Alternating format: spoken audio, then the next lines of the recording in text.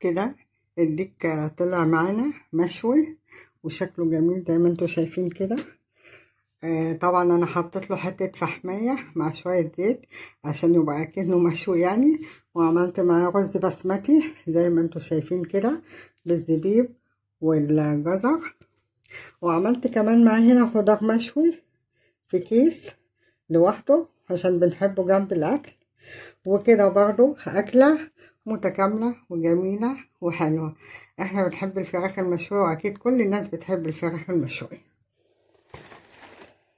كده يبقى فيديو النهاردة خلص، استنوني بكرة ان شاء الله في فيديو جديد، وقولوا لي رأيكم في التعليقات ايه، عجبتكم الأكلة ولا لا.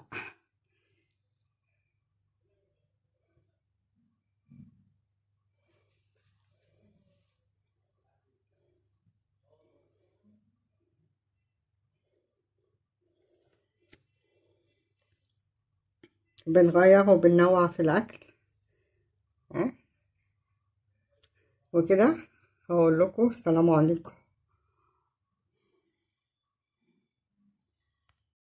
بقلب بقى كل المكونات الحلوة قوي دي مع بعض.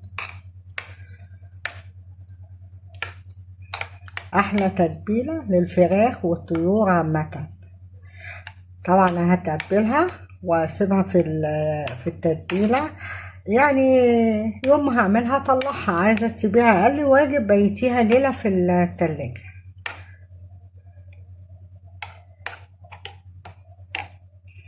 هروح بقى اتبل الديك من برا ومن جوه وارجع لكم تاني.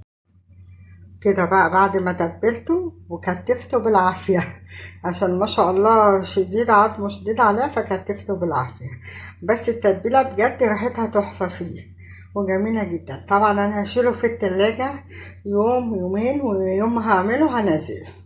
السلام عليكم. كده بقى انا طلعت ديك الرومي اللي انا كنت متبلاه معاكم قبل كده، وقلت لكم لما اجي هشويه هوريهولكم. كده انا بقى طلعته ومعايا صلصة هنا هدهن بيها الديك.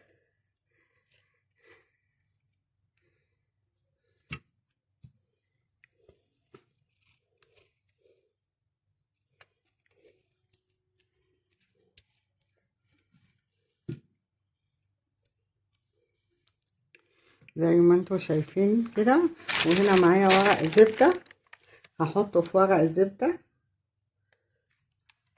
ما شاء الله ربنا يبارك.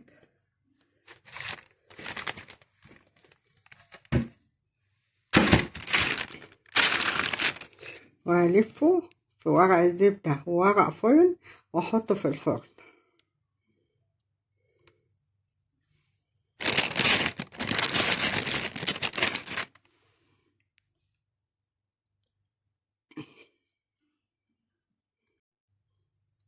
زي ما انتوا شايفين كده لفيته في ورق الفويل، لفيته فوق وتحت كويس قوي عشان البخار يسويه كويس.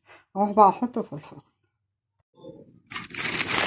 كده انا طلعت الديك من الفرن، نفتحه بقى مع بعض.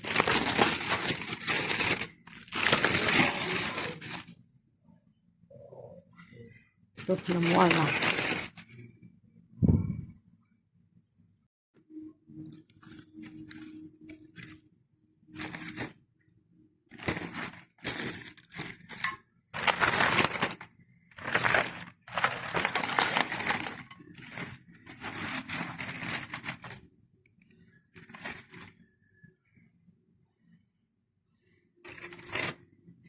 كده بقى احطه تحت الشواية شوية عشان ياخد لون. سوا كده استوى خالص. بصوا استوى لدرجة ان هو طالع من بعضه.